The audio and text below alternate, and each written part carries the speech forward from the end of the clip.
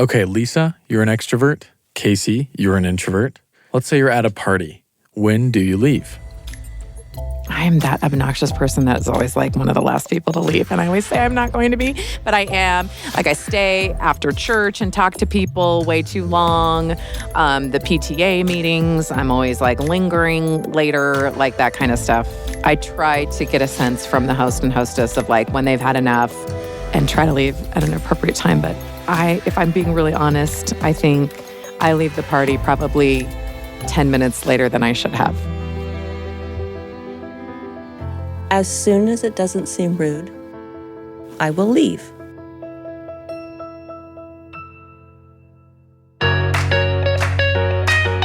Welcome to The Lisa Show, where we take a good look at life.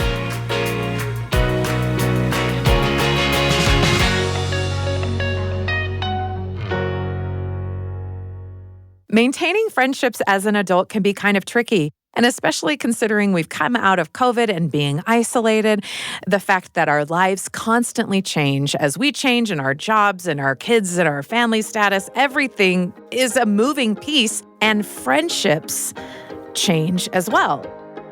And so knowing that it's hard as an adult to maintain healthy, good, fulfilling relationships, we want this to be part of our self-care discussion. Really nurturing yourself has a lot to do with the people that you surround yourself with. And friendships and maintaining those social connections and deep, meaningful connections is a huge part of how I nurture myself as well. And I think our default is that, well, we just sort of expect everyone to kind of act and react like we do, but we're all so different. So in this episode, we want to understand other people and how they really react, think, and feel as a way to better understand ourselves and how we can nurture ourselves with the people that we surround ourselves with. Being intentional about our friendships is an often overlooked way to really take care of ourselves.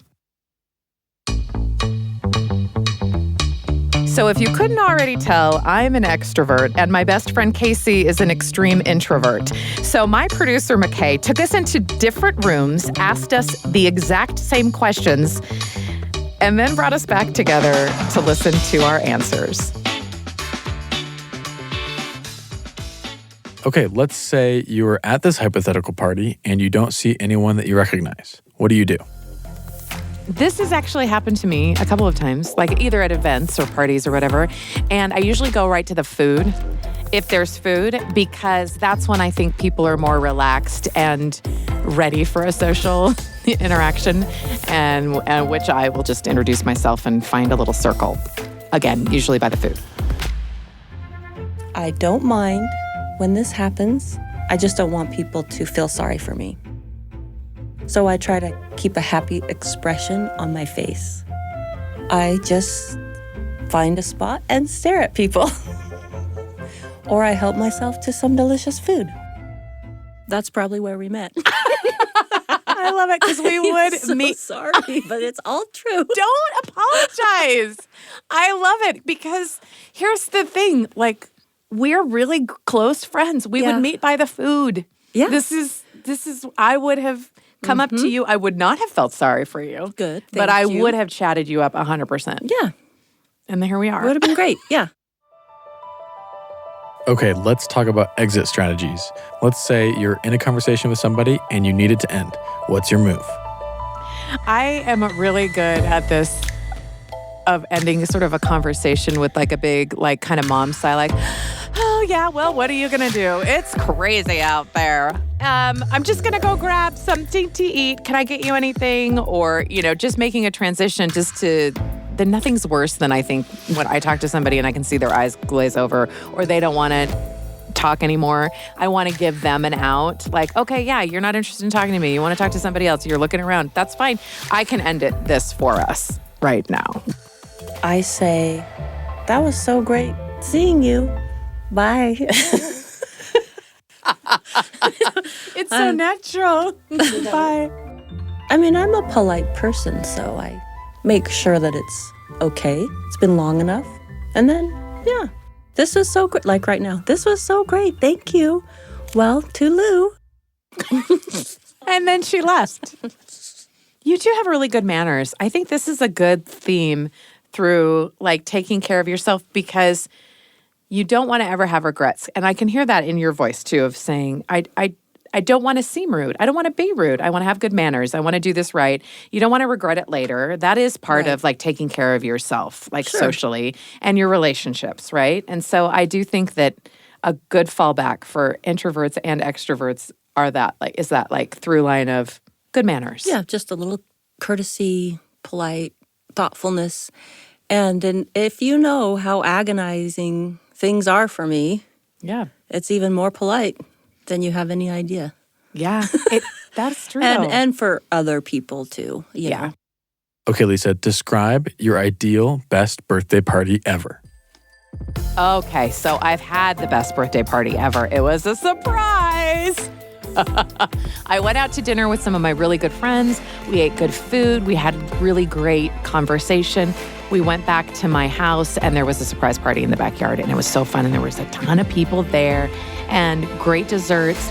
And then a lot of my friends like performed at the party and did like funny like song parodies and dramatic readings and stuff. And that just made me laugh so hard and it lasted a really long time and it's a great, great memory. This is a great question to talk about birthday parties because if you're not like me, you don't understand the agony of birthday parties. I hated birthday parties growing up. I almost never had them. It was too much. I mean, I probably have social anxiety now that I look back on it. But birthday parties, never fun, always dreaded them. Feel weird when I have to open the presents or people have to sing to me, like where I don't know where to look. I might feel grateful, but am I looking grateful? Am I acting grateful? So birthday parties were fine. Sometimes I always wanted presents, but I hated the social commitment. But as an adult, I've been able to, orchestrate birthday parties exactly what I want. And of course, my best birthday party was when Lisa asked me what I would want, what would be my dream. And I just said for everyone in the whole world to send me a book that they recommend to me personally. And she did this, and I got about 100 books. She's so wonderful. It was a perfect birthday because it was from many people we knew, but she also just put it out there, and a lot of strangers sent me books. But there was no obligation on my part, and I loved it. It was perfect. Casey, surprise parties, yay or nay? Nay. I think it's great that you know what you like. And a lot of people might not know this, but I did that for you because I gave you your worst birthday party 10 years earlier. It was fun and funny. Well, we had seen the Tom Cruise, that 80s movie. The Age of Rock or the 80s movie where they it's like hair rock and they sang. And I was like, oh, I'm going to do a flash mob for Casey's birthday and have a surprise party with all of her friends. And I coordinated it with your husband and got an ice cream cake. And even Haley I do was like out ice cream cake. Well, and because I knew that, that was the best part of the whole thing was the ice cream cake because 2 seconds into the flash mob that we had practiced online, I thought, made a big mistake. No, you didn't. It because was the look on your face, you didn't know where to look. I remember your sister came up to sing the second verse, and you whispered loud enough for everyone to hear, "You don't have to do this." Well, and it made me laugh so hard because I thought it was all. This is a Lisa party for Casey. Lisa, the party was for Casey, and then I thought, well, it'll be over soon, and it was. And was then funny. There was the ice cream cake, and I was like, well, you were a good sport. Here's an ice cream cake, and then that's when the real party began. It was at a restaurant. The food was great. It was. I mean, I wouldn't want to be in the flash mob. That would be my worst. So see, that's why I thought we were okay. Hey, we're doing this for you. You don't have to do anything, but it's a little bit of a joke that I hated it so much. I didn't really hate it that much. I know, but it's so funny to me. How would you feel if that happened to you? I'm interested. Where would you look? You would jump up and start dancing with, wouldn't you? Probably. Where do I look? It's one of my favorite memories because it's a great like, it was a mistake. It wasn't a mistake. But it was a big mistake, It which was is funny. makes it funny.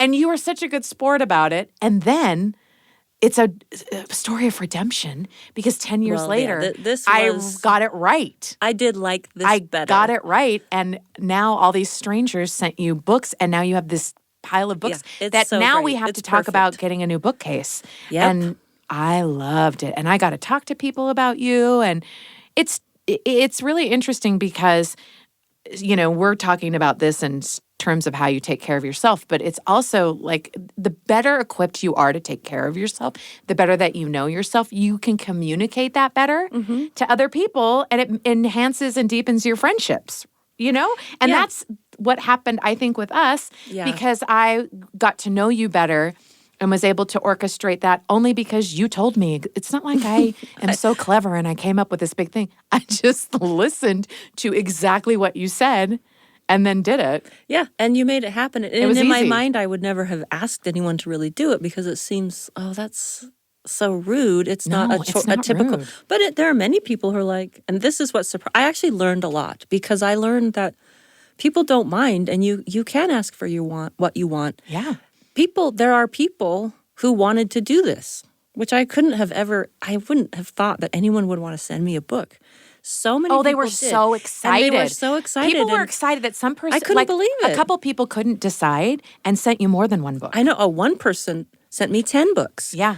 And that's what I thought. Okay, well, I hope this doesn't put anyone out. But they actually liked it. Yeah. And that was a joy for me to realize because I always think, I don't want to bother anyone. I don't want to be a pain. But they really liked doing it. And And I don't want to totally, distort what we're talking about, but I think this has to do with the same thing. But I just remember when, Chris was sick, when my husband was sick, and I needed help. And I don't like asking help for people. I don't like expressing my needs to anyone else. I want to be self-contained. And life just gave me some circumstances where, sorry, you can't even take care of you or your kids' basic needs. And I had to ask for help. And after I got over that initial, I hate this so bad, I'm putting people out, they have their own lives, I don't want to be that friend that's just taking. And I still feel that way to some degree. I think that's my just preset as a human or whatever.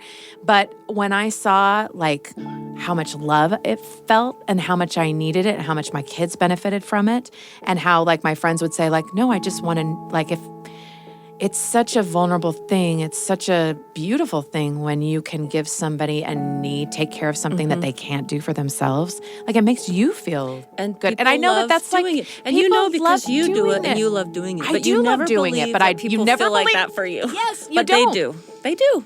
So Yeah, that's a good true. thing. That's a And good point. it does have to do with taking care of yourself. It does, because you have to know what you need in order to ask for it. And often people will avoid self-care because they think, it's so selfish, But sometimes it can morph into an opportunity to deepen a friendship or connections Totally. or relationships. It's not just one thing. Again, it's nuanced. Yeah. There, we solved that. Good.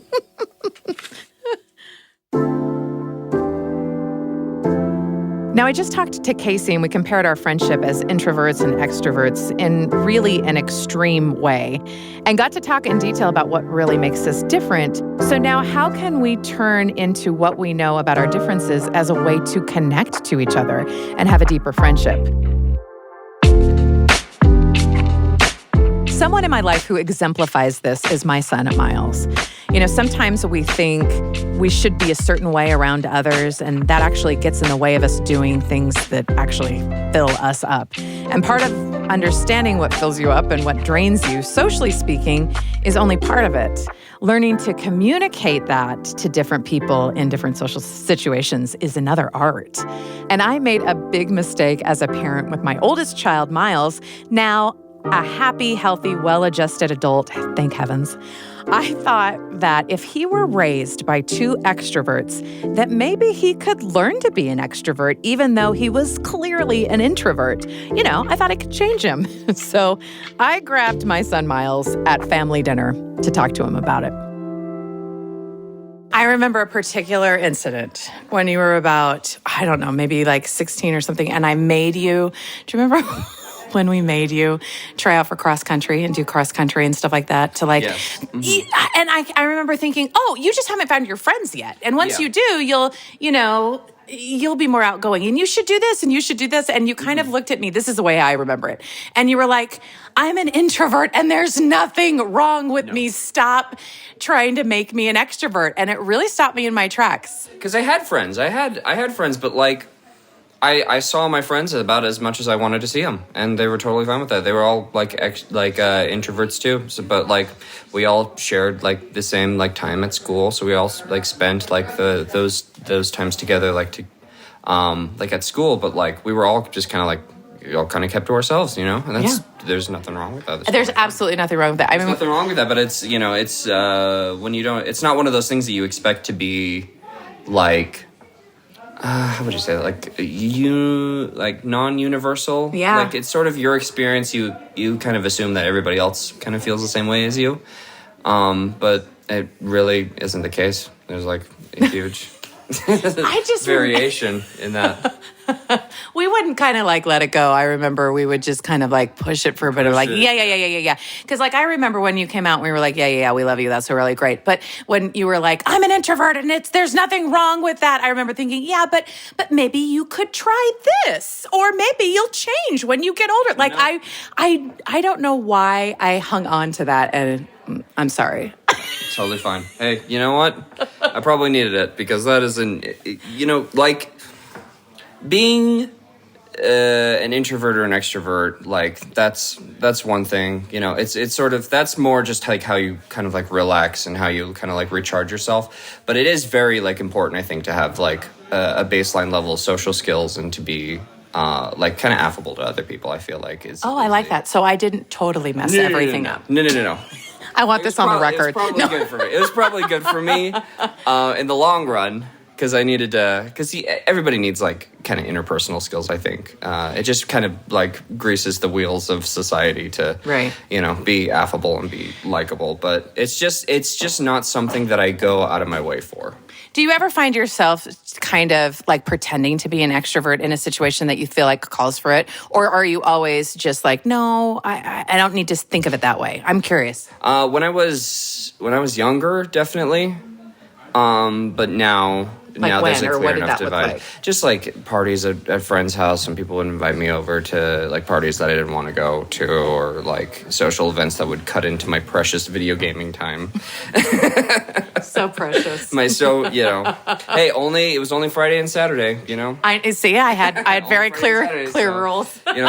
For those 48 hours, I had to squeeze as much time as I could out of that. That's so funny. But but I wouldn't say it was hard. It was just something that I was not like naturalized to. It's not something that came like kind of natural to me. It was like a skill that I had to like sort of learn and develop over, my like adult life. And so now that you're an adult and you've got a very busy schedule and you work and you go to school and you have great relationships and things like that, how do you make sure that you take care of yourself sort of socially? How do you determine socially what sort of that self-care looks like? Well, sometimes it's just as easy as just like saying no to things that I like don't feel like up to. Like sometimes I'll have like a rough week at school and be like, I don't really want to, go out and go down to, Piper Down or any bar that we want to go to and hang out. Like maybe I just kind of want to like stay in and watch a movie with Noah or something. Mm-hmm. Like it just sometimes just saying no is all that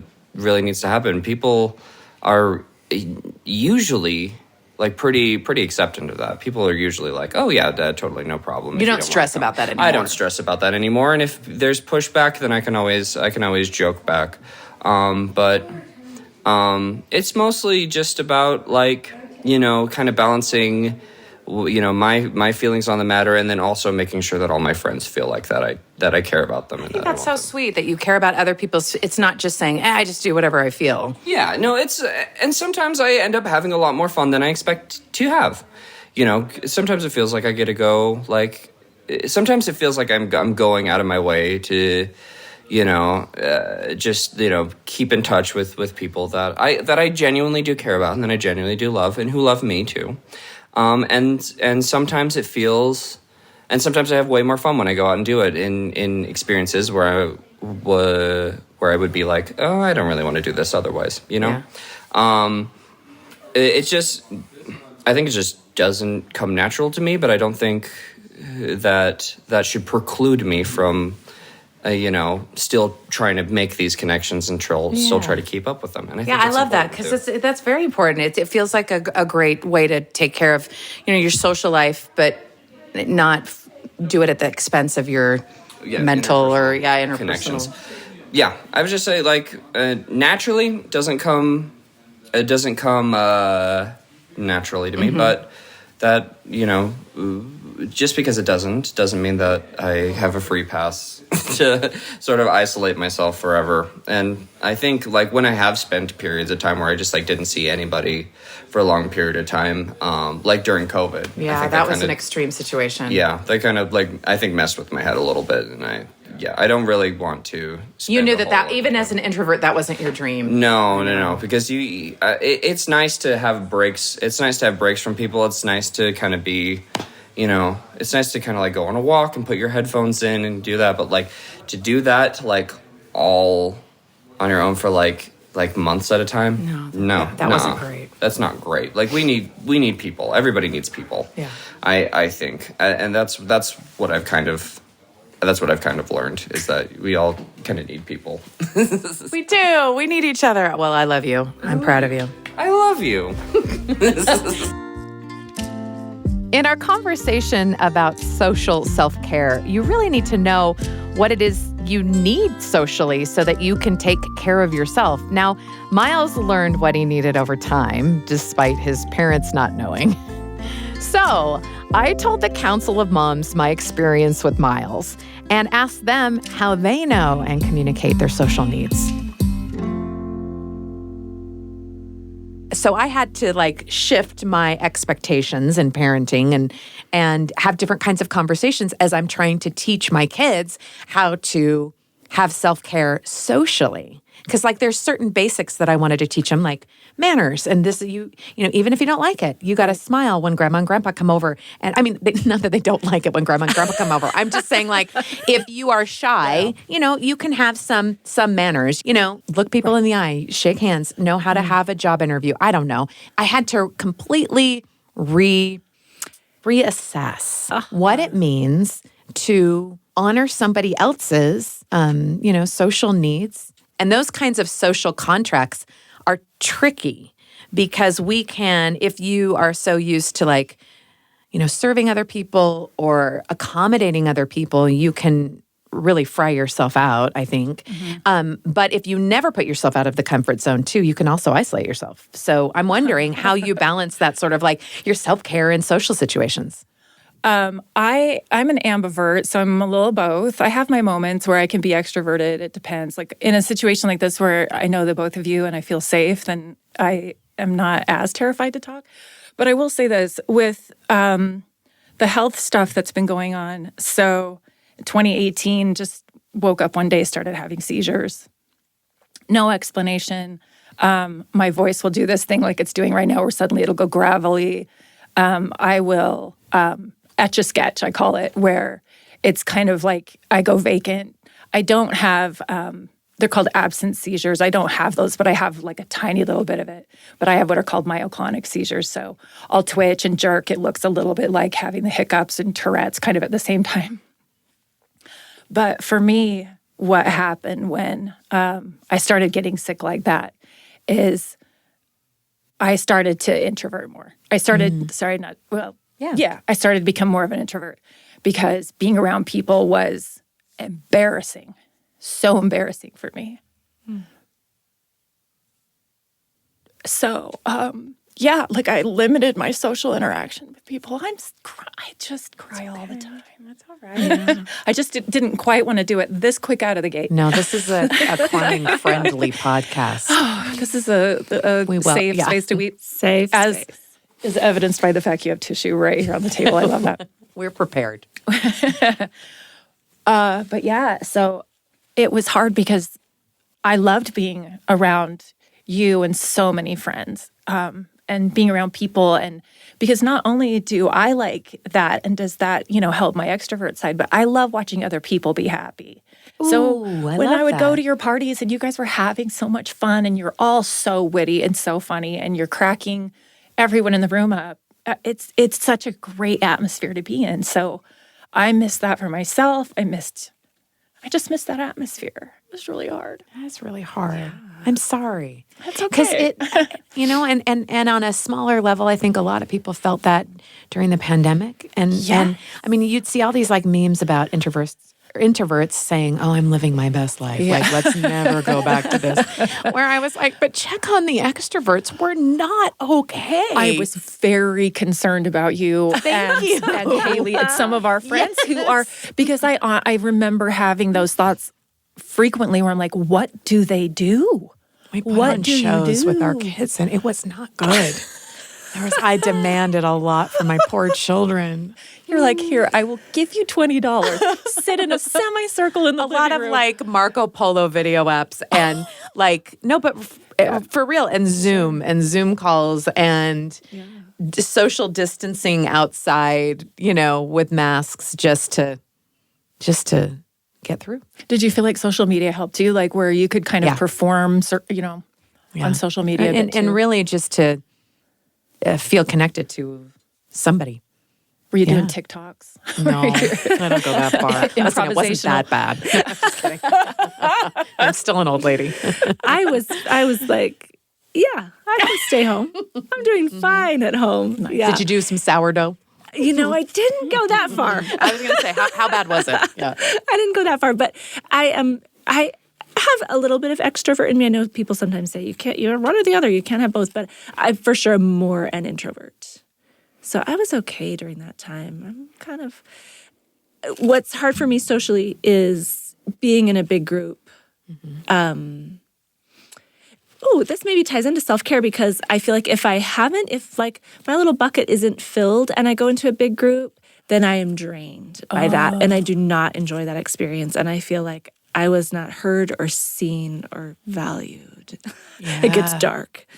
So I have to have already taken a little bit of care of myself before I go out with a big group of friends to enjoy that. That's maybe a social self-care boundary that I have. Ooh.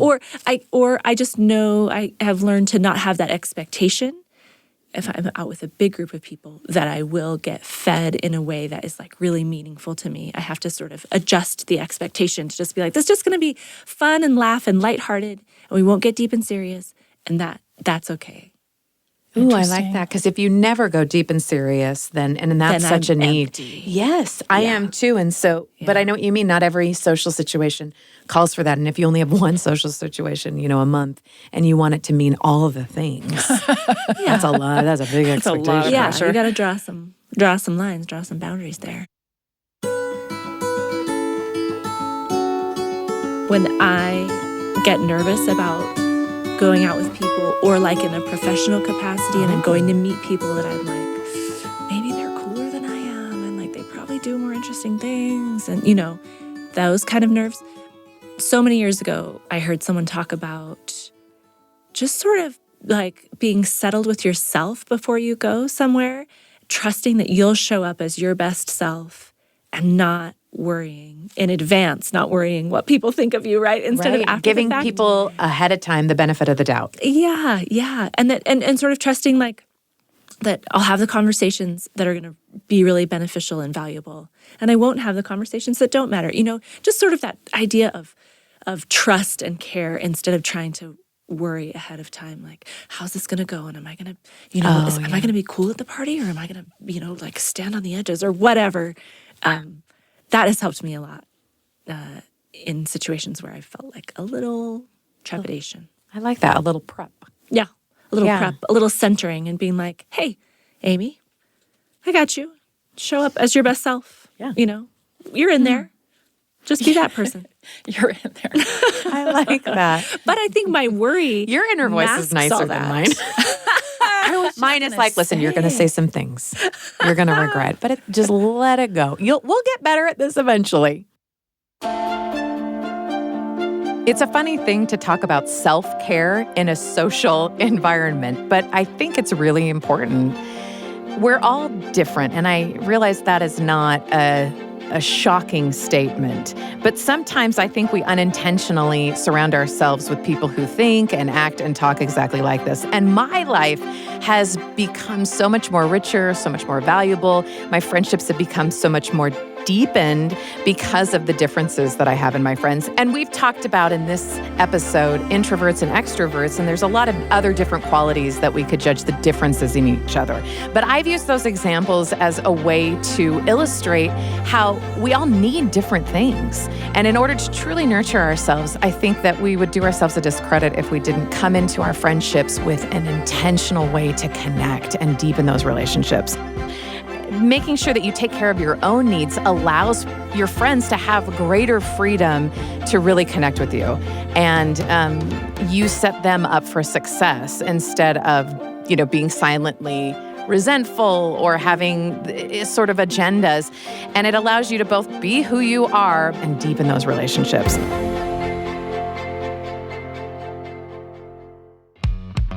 The Lisa Show is a production of BYU Radio. It's hosted by Lisa Valentine Clark and produced by McKay Menden and Becca Hurley, with help from Kaya Div and music and post-production by Sam Clausen. If you like the show, make sure to leave us a rating on Apple Podcasts and Spotify. And if you have questions for the Council of Moms, you can connect with us on Instagram and Facebook. Next week on The Lisa Show. When I was in labor with my 6th child, I remember that day thinking, I want to shake tonight at the hospital after I have this baby. Oh, yeah, absolutely. So I got on my, credit, what is it called? Bank? To see if you have money, whatever that thing's called. And we had $26, not just in our checking savings. That was our total money for our whole family. And we were going through some rough times. We've had so many ups and downs. And it was like, oh, okay. Well, then I think I could get a shake. I could maybe get a sandwich too, tonight that'll work. That's next week on The Lisa Show. Be sure to find it wherever you download your podcasts.